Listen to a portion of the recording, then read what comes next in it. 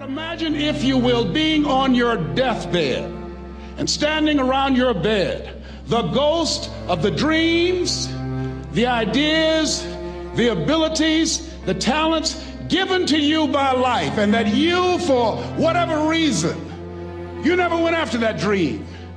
You never acted on those ideas. You never used those talents. You never used those gifts. And there they are standing around your bed looking at you with large angry eyes saying, "We came to you and only you could have given us life.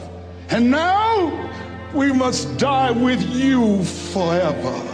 And the question is, if you died today, what dreams, what ideas, what talents, what books, what music, what leadership, what voice will die with you?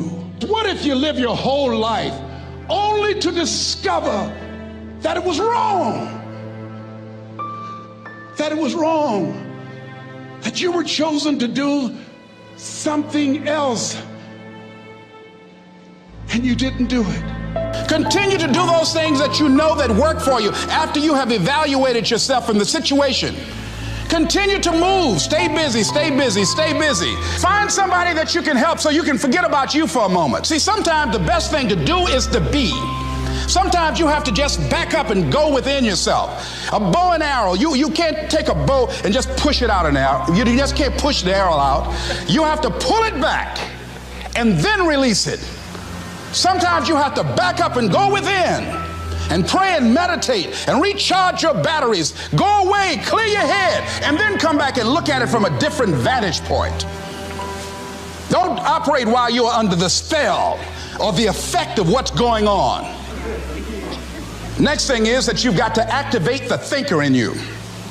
Don't allow your emotions to control you. We are emotional, but you want to begin to discipline your emotion. If you don't discipline and contain your emotions, they will use you. Your mind goes on automatic. You don't have to force yourself or motivate yourself to think negatively, to be depressed, to hate somebody, to want revenge, to want to get back at somebody, to beat yourself up over the head, to feel loaded with guilt. You don't have to make any effort to do that. Your mind is on automatic. It will do that by itself. But if you want to begin to move into your own personal greatness, if you want to begin to really enjoy a happy, successful, healthy life, you've got to be willing to go against the tide. You've got to be willing to harness your will and say, in spite of this, I'm in control here. I'm not going to let this get me down. I'm not going to let this destroy me. I'm coming back. And I'll be stronger and better because of it. You have got to make a declaration that this is what you stand for. You're standing up for your dreams. You're standing up for peace of mind. You're standing up for health. You want it, and you're going to go all out to have it. It's not going to be easy when you want to change. It's not easy. If it were in fact easy, everybody would do it. But if you're serious, you'll go all out. So yes, I'm going to turn this situation around. I'm not going to sit back and moan and cry over what happened and what went wrong and who did what. I'm going to do something about this situation. The next thing that is important is that expect things to get better for you, because they are. See, life is cyclic. You're not, whatever experience you're having right now, it has not come to stay. It has come to pass. Not to stay, just to pass. It's just going through. The biggest challenge is to know what's happening. This is a part of this thing we call life. This too shall pass. And maintaining perspective, putting it in perspective.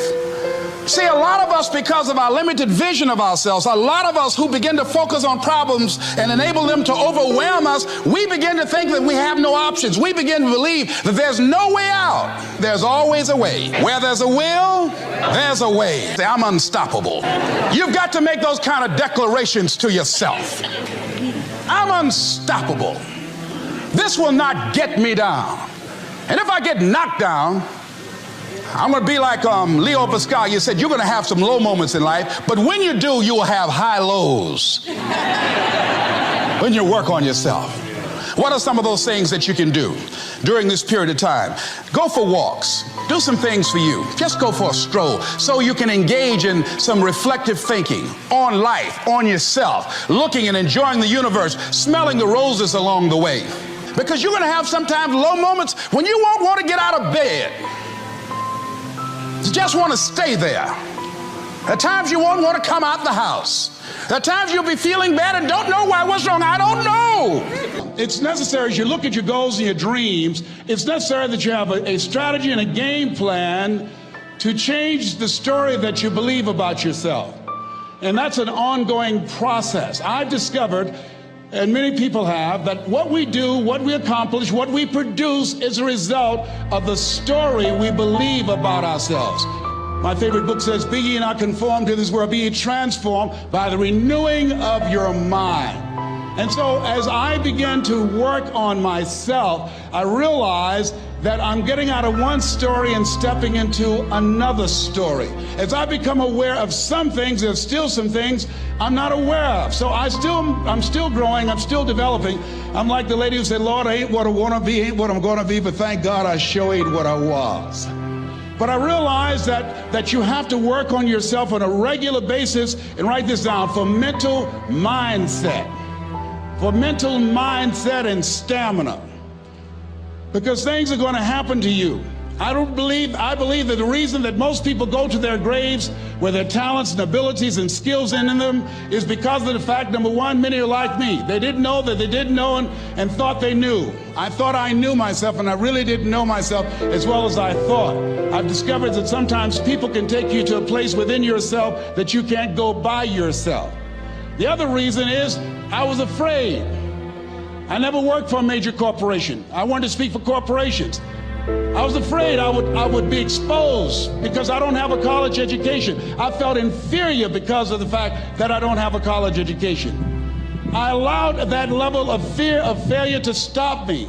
And because I never had any experience in it, I assumed that I could not do it.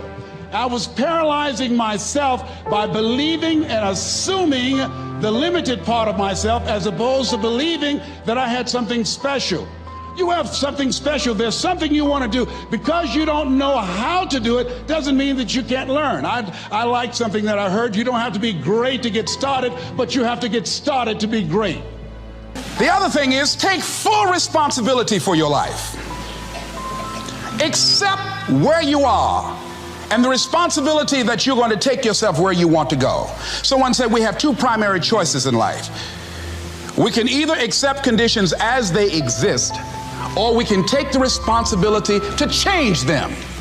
See, a lot of people want to exempt themselves from taking responsibility. All they want to do is talk about the problem.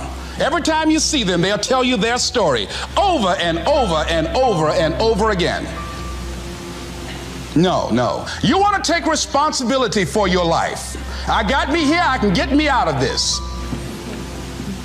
And I'm getting out. I'm not going to be a volunteer victim. There are two kinds of people in life.